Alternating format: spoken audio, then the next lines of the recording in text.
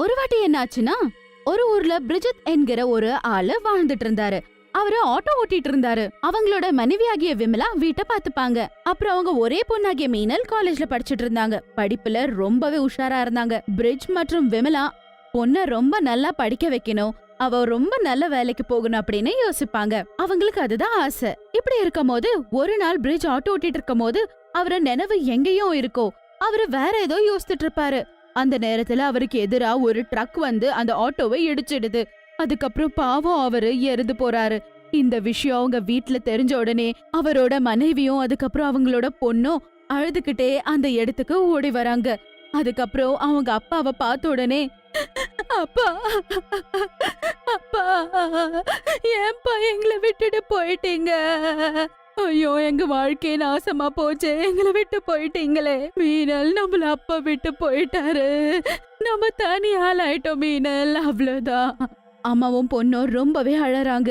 அதுக்கப்புறம் 2 பேரும் தனியாயிடுறாங்க. அவங்க வாழ்க்கை ரொம்ப கடினமா இருக்கும். பணம் இல்லாததால அவங்களால சாப்பாடு கூட சாப்பிட முடியாது. நான் எதனா பண்ணிதான் ஆகணும், இப்படியே இருந்தா கஷ்டம்.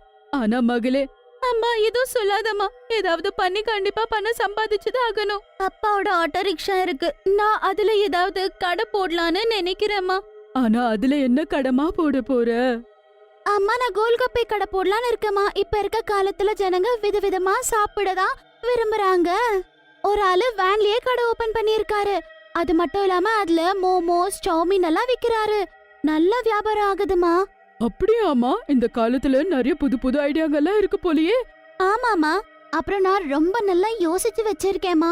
கண்டிப்பா நான் ஆட்டோல கோல்கப்பா விக்க போறேன். அது மட்டும் இல்லாம நான் கண்டிப்பா என்னோட காலேஜ் முன்னாடி தான் விக்க போறேன் அம்மா. எல்லாரும் என்கிட்ட தான் கோல்கப்பா வாங்குவாங்க. ஆனா உன்னோட படிப்பு, உன்னோட அப்பா நீ நல்லா படிச்சு நல்ல வேலைக்கு போகணும்னு நினைச்சாரு. அம்மா, இப்ப அப்பாவே இல்ல தானேமா, இப்போதைக்கு நம்மளுக்கு பணம் வேணுமா அப்படின்னு சொல்லி மறுநாளே அவளோட ஆட்டோ எல்லாம் கிளீன் பண்ணி கோல்கப்பே, பானி, அதுக்கு தேவையான எல்லா பொருளும் ஆட்டோல வச்சுக்கிட்டு காலேஜ் கிட்ட போயிடுறா. காலேஜ் கிட்ட அவ கோல்கப்பேவ விக்க ஆரம்பிக்கிறா. அத பார்த்து காலேஜ் ஸ்டூடெண்ட்ஸ் எல்லாம் ஷாக் ஆகுறாங்க. ஆனா எல்லாருமே அவகிட்டயே கோல்கப்பே வாங்கி சாப்பிட ஆரம்பிக்கிறாங்க. அப்புறம் எல்லாருக்குமே அந்த கோல்கப்பே ருசி ரொம்பவே பிடிச்சிருக்கு. அதனால நிறைய பேர் அவகிட்ட கோல்கப்பே வாங்கி சாப்பிடுறாங்க. ஆட்டோல விக்கிற கோல்கப்பே காரி அப்படின்னு சொல்லி அவளோட பேரு ரொம்பவே ஃபேமஸ் ஆயிடுது. அது மட்டும் இல்லாம ரொம்ப நல்லா சம்பாதிக்க ஆரம்பிக்கிறா. ஆனா அதே காலேஜ் கிட்ட கோல்கப்பே விக்கிற இன்னொரு ஆளு ரொம்பவே கோவமா இருப்பாரு. ஏன்னா அவரு பண்ற அந்த நாசமா போன கோல்கப்பைய யாரும் சாப்பிட மாட்டாரு. அதனாலதான் அவரு அவ்வளவு கோவமா இருப்பாரு. இன்னைக்கு இந்த பொண்ணாலதான் என் கடையை நான் மூட வேண்டியதா போயிடுச்சு. எல்லாரும் சந்தோஷமா கோல்கப்பே சாப்பிட வந்துட்டு இருந்தாங்க. ஆனா இப்ப நான் என்ன பண்றது? இந்த பொண்ணு எப்ப வரைக்கும் அவளோட கோல்கப்பா கடையை இங்க இருந்து எடுக்க மாட்டாளோ அது வரைக்கும் என்னோட கதை இப்படிதான். ஹரிக்கு மீனல பார்த்தா ரொம்ப வயித்தெரிச்சல். அதனால ஒரு நாள் அவ தண்ணி குடிக்கிறதுக்காக அங்க இருந்து கிளம்புறா. அப்ப அவன் ஆட்டோட பிரேக்ஸ ஃபெயிலியர் ஆகுற மாதிரி பண்ணிடுறான். அதுக்கப்புறம் மீனல் தெரியாம ஆட்டோ எடுத்துட்டு அங்க இருந்து கிளம்பி போயிடுறா. அதுக்கப்புறம் அவ ஆட்டோ ஓட்டிட்டு போற நேரத்துல பிரேக் போட பாக்குறா. ஆனா பிரேக்கே அப்ளை ஆகாது. ஒத்துங்க ஒத்துங்க, எல்லாரும் தூரம் ஒத்துங்க, ஆட்டோல பிரேக் ஃபெயிலியர் ஆயிடுச்சு. சரியா அதே நேரத்துல எதிர்ல ஒரு பையன் வேற நடந்து வரா. மீனாளுக்கு என்ன பண்றதுன்னு புரியல. அந்த குழந்தைய காப்பாத்துறதுக்காக ஆட்டோவை இன்னொரு பக்கம் திருப்பிடுறா. அதுக்கப்புறம் அது ஃப்ளை ஓவர்ல இருந்து ஜம்ப் ஆகி தண்ணிக்குள்ள போய் விழுந்துடுது. மீனல் பத்தியும் அப்புறம் ஆட்டோ ரிக்ஷா பத்தியும் எதுவுமே தெரியாது. அதுக்கப்புறம் அவ அங்கே மூழ்கி இறந்து போறா. மீனல் செத்து போன பிறகு ஒரு பேயா மாறிடுறா. இப்ப அவளோட ஆன்மா துடிக்க ஆரம்பிக்குது. இப்ப அவளோட அம்மாக்கு யாரும் இல்லன்னு அவளுக்கு ரொம்ப கவலையா இருக்கு. அதனால பேயாக மாறி திரும்பி வந்திருக்கோம். என்னோட அப்பா இறந்துட்டாரு. இப்ப நானு என்னோட அம்மாவை நான் தனியா விட மாட்டேன். என்னோட அம்மாவை நான் எக்காரணத்து கொண்டு தனியா விடவே மாட்டேன். நான் செத்த விஷயம் அம்மாக்கு தெரியக்கூடாது. அம்மா கூடவே இருந்து அம்மாவை நான் பாத்துப்பேன் அப்படின்னு சொல்லி அந்த பேய் மீனலோட உண்மையான ரூபத்துக்கே மாறிட்டு கோல்கப்பே வண்டி எடுத்துட்டு வீட்டுக்கு போறா. அம்மா சாப்பிட சொல்றாங்க. ஆனா அவ வேணான்னு சொல்லிட்டு அங்க இருந்து ரூமுக்கு போயிடுறா. அதுக்கப்புறம் அவங்க அம்மா கூட படுக்க போயிடுறாங்க. ராத்திரி ஆனதும் மீனல் எந்திரிச்சு பேயாக மாறா. அதுக்கப்புறம் அவளோட ஆட்டோவை எடுத்துக்கிட்டு கோல்கப்பை விக்கிறதுக்கு போறா. அப்ப கோல்கப்பை விக்க ஆரம்பிக்கிறா. ராத்திரி நேரத்துல யாருமே கோல்கப்பை விக்க மாட்டாங்க. ஆனா ஜனங்களுக்கு ராத்திரி நேரத்துல கூட கோல்கப்பை சாப்பிடுற ஒரு கிரேஸ் இருந்தது. அவ ஆட்டோ ரிக்ஷாக்குள்ளவே உட்கார்ந்து கோல்கப்பே ஜனங்களுக்கு விக்க ஆரம்பிப்பா. ஆனா ஜனங்களுக்கு அவளோட முகம் தெரியாது. ஆனா அவங்க கோல்கப்பே என்ஜாய் பண்ணிட்டு காசை கொடுத்துட்டு போயிடுவாங்க. மினு, நிஜமாலே எனக்கு ரொம்ப பிடிச்சிருக்கு. கோல்கப்பே ரொம்பவே ருசியா இருக்குல்ல? ஆமா ஆமா, எனக்கும் அதுதான். ஏதாவது சாப்பிடணும் போலயே இருந்ததா? கரெக்டா அந்த நேரத்துல இந்த கோல்கப்பே சாப்பிட்டோம். ரொம்ப நல்லா இருக்கு. ஆமா ஆமா, நல்லதாச்சு. எப்படியோ இந்த பஸ்காரங்க கூட ஏதாவது சாப்பிட நிறுத்துனாங்க. நம்மளுக்கு ஒரு ருசியான கோல்கப்பே கிடைச்சது. சரியா சொன்னடி நீ. நீங்க 100 ரூபாய் கொடுக்கணும். ஆமா, இந்த நேரத்துல யார் கோல்கப்பா விக்கிறான்? முகம் கூட தெரிய மாட்டேங்குது. அட, முகம் தெரிஞ்சா என்ன, தெரியலனா என்ன, பணத்தை கொடுத்துட்டு வா. பாவம், இந்த நேரத்துலயோ வேலை செய்ய வேண்டிய நிலைமை அப்படின்னு சொல்லிட்டு அவங்க பணம் கொடுத்துட்டு அங்க இருந்து கிளம்பிடுறாங்க. அதுக்கப்புறம் ஒரு 3 ஆம்பளை பசங்க அங்க வரானுங்க. அட, யாராவது இருக்கீங்களா இங்க? நான் இருக்கேன்ல. என்ன, கோல்கப்பே சாப்பிடுறீங்களா? ஓஹோ, உள்ள ஒரு பொண்ணு இருக்காளே. ஆமா ஆமா, கண்டிப்பா கொடுங்க. ஆமா, அதுல காரத்தை கொஞ்சம் அதிகமா போடுங்க. ஆஹா, இப்பவே குடுக்கறேன் அப்படின்னு சொல்லி பேய் அதோட கைய மட்டும் வெளிய வச்சு அவங்க 3 பேருக்கும் கோல்கப்பே கொடுக்குது. நாங்க தான் சொன்னோம்ல காரத்தை கொஞ்சம் அதிகமா போடுங்கன்னு. ஆனா இங்க பாருங்க, இது ஸ்வீட்டா இருக்கு.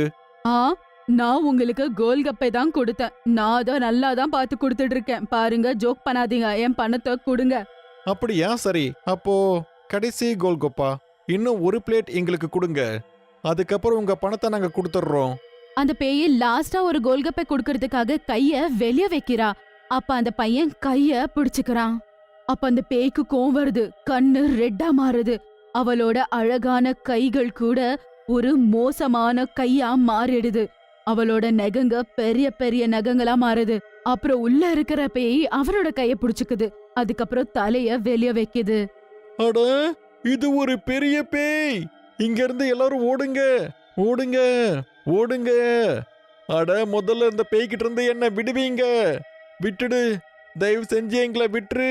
நாங்க இங்க இருந்து எப்படியாவது போயிடுறோம். நான் ஒரு பேய், அதனாலதான் உனக்கு நீ தப்பு பண்ணன்னு உணர்ந்த. ஆனா இதே இடத்துல வேற ஒரு பொண்ணு இருந்திருந்தா நீ என்னடா பண்ணிருப்ப? நான் உன்னை விட மாட்டேன். வாழ்க்கையில இந்த மாதிரி தப்பு பண்ண யாரும் யோசிக்க கூடாது. 3 பேரும் அந்த பேய்கிட்ட கெஞ்சுறானுங்க. ஆனா பேய் அவங்க 3 பேருக்கும் ஒரு லெசனை கத்து கொடுக்குது. இதே மாதிரி பேய் தினமும் ராத்திரி கோல்கப்பே வித்துக்கிட்டு இருக்கும். அது மட்டும் இல்லாம நல்லாவே அந்த ராத்திரியில சம்பாதிச்சுட்டு இருக்கும். ஏன்னா அவளோட அம்மா அவளோட நிஜ ரூபத்தை பார்க்க கூடாது அப்படின்னு அந்த பேய் நினைக்குது. அப்புறம் காலையில நேரத்துல வீட்லயே அம்மா கூட இருக்கும். அப்ப அவங்க அம்மா வந்து கேக்குறாங்க, அம்மா மீனல், ஏண்டா நீ ராத்திரி நேரத்துல போய் கோல்கப்பா விக்கிற? நீ காலையிலேயே நல்லா சம்பாதிச்சுட்டு இருந்தல்ல. அம்மா, அப்படி எதுவும் இல்லம்மா. நைட்ல இன்னும் நல்லா சம்பாதிக்க முடியுது. காலையில நேரத்துல உன் கூட இருக்க முடியுது இல்லையா? நீ நினைச்ச மாதிரி பண்ணு, ஆனா பத்திரமா இரு அப்படின்னு சொல்லிட்டு அவங்க அம்மா போயிட்ட பிறகு ஒரு நாள் ராத்திரி இதே மாதிரி கோல்கப்பா வித்துட்டு இருக்க நேரத்துல கோல்கப்பே ஹரி அந்த பக்கம் வராரு. அட, இது அந்த பொண்ணோட ஆட்டோ ரிக்ஷா மாதிரி இருக்கு. இந்த பொண்ணோட ஆட்டோல தானே நான் பிரேக் ஒயரை பிடுங்கி விட்டு இருந்தேன். சரி, எதுக்கும் போய் பாப்போம். ஹரி ஆட்டோ ரிக்ஷா கிட்ட போய் இப்படின்னு சொல்றாரு. அட, யாராவது இருக்கீங்களா? நான் உள்ளதான் இருக்கேன். என்ன, கோல்கப்பே வேணுமா? ஆமா ஆமா, நீங்க கண்டிப்பா கொடுங்க. ஆனா என்னால உங்க முகத்தை பார்க்க முடியலையே. உங்களுக்கு என்ன, கோல்கப்பே சாப்பிடணுமா இல்ல முகத்தை பார்க்கணுமா? அட, இல்ல இல்ல, அப்படியெல்லாம் எதுவும் இல்ல. அது நான் சும்மா அப்படியே உங்ககிட்ட சொல்லிட்டு இருந்தேன். ஆஹா, அப்ப நீயே கோல்கப்பே விக்கும் போது என்னோட கோல்கப்பே சாப்பிடுறதுக்காக எதுக்கு நீ வந்திருக்க? உங்களுக்கு என்ன தோணுது?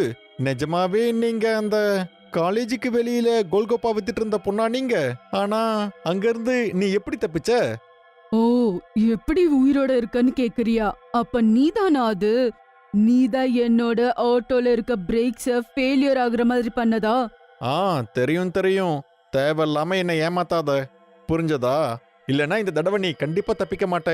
பேய் அதோட நிஜரூபத்தை காட்டின உடனே ஹரி பயத்தால கத்துறான். உனக்கு வெக்கமா இல்லையாடா? இந்த மாதிரி ஒரு தப்பான வேலைய பண்ண நீ உயிரோட இருக்கவே கூடாதுடா. நீ அனுபவிச்சாகணும் அப்படின்னு சொல்லி அந்த பேய் அவனுக்கு ஒரு நல்ல பாடத்தை கத்து கொடுக்கணும்னு சொல்லி அவனோட கண்ணே தெரியாத மாதிரி பண்ணி விட்டுடுறா.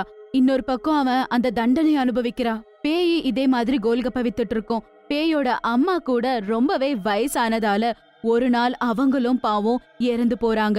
அவங்க இறந்த பிறகு இந்த ஆட்டோ, இந்த கோல்கப்பா விக்கிற அவ கூட